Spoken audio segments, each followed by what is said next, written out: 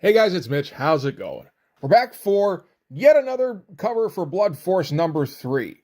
Can't get enough of those. So just before we get into this, if you enjoy the channel, if you feel like you might want to help out a little bit, go subscribe on my Patreon.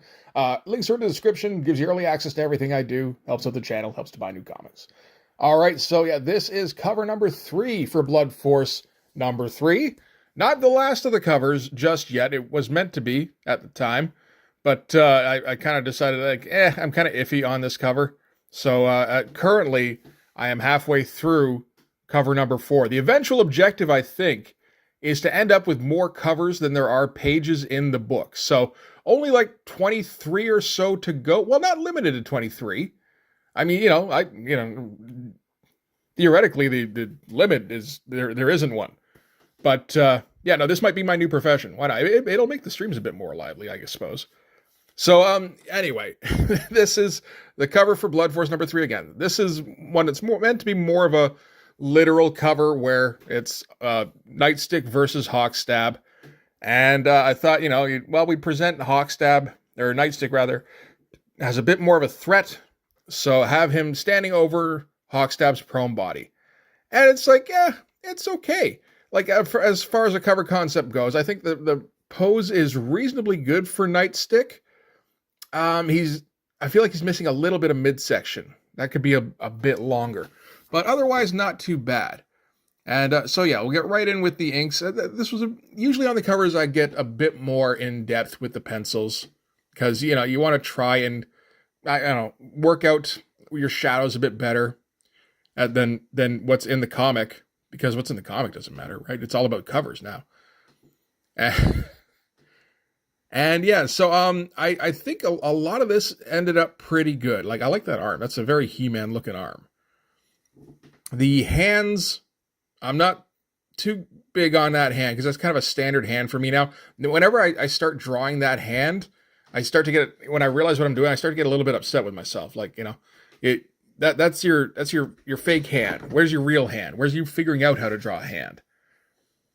And yeah, so this here is kind of the beginning of the problem because I've been trying to work more black into my drawings. So, one thing I've noticed is that when you have a dude hunched over, you want to black in most of the midsection area, which makes sense because he's, it's casting a shadow over himself. It does kind of eliminate any sort of differentiation between his midsection and the pelvic region. And it was already a little bit iffy if there was enough midsection in there. So now it does kind of look like he's a little bit too shrunken in the middle there.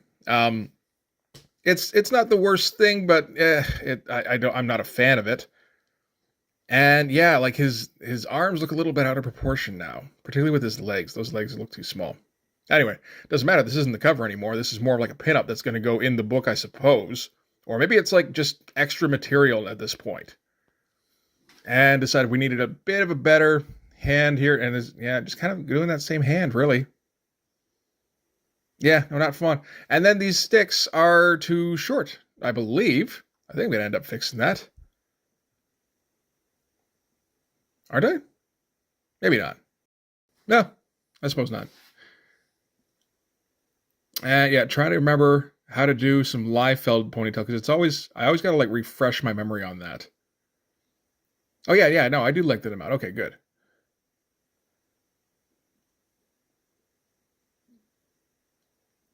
Yeah, it looks a fair bit better, I think. You want to have like the Daredevil Billy Club kind of deal going. That's more than anything, really. So that's pretty much our Nightstick character. So we got to put in our prone Hawkstab. This is another difficulty because he's not lying flat.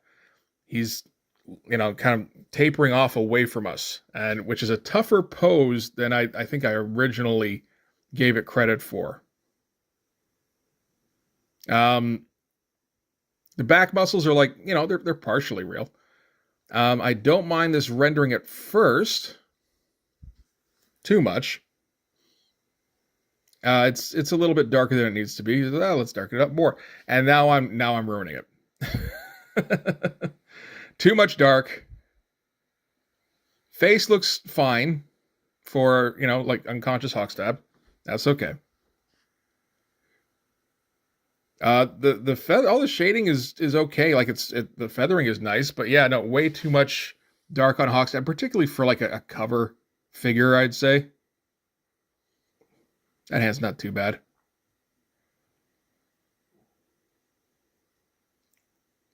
And I think that's just Shadow. Yeah. And yeah, see, now I'm just like fiddling with it to a point where it can't look like much of anything. And we got to remember to get those blades in before we draw anything else underneath it. And then another arm underneath here. Which, I mean, makes some sense if you flip the cover over. From this side, not so much. It kind of looks like his arm's super dislocated. And then just some random rock textures. I don't mind those ones too much. And yeah, come up with the hair. How do we do on this one? The shape isn't too bad. Or like flop down on the ground. Yeah, that looks okay. And now it's pretty much all going to be rock textures. Which was, I think, an inside joke I didn't really share with anybody. Because like the fight itself takes place in an office. In like a high rise. Well, you know, like a 50-story kind of high building kind of thing. So it's just kind of a, this is not this, you will never see this background in this comic where they're in some like ancient ruin or something. It feels like,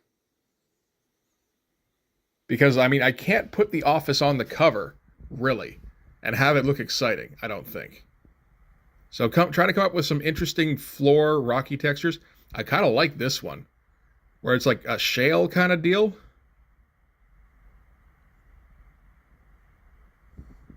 And then just, yeah, like kind of rough it up a little bit here and there. I don't think that looks too bad at all. And then I figured I'd have something like a fallen column behind them here.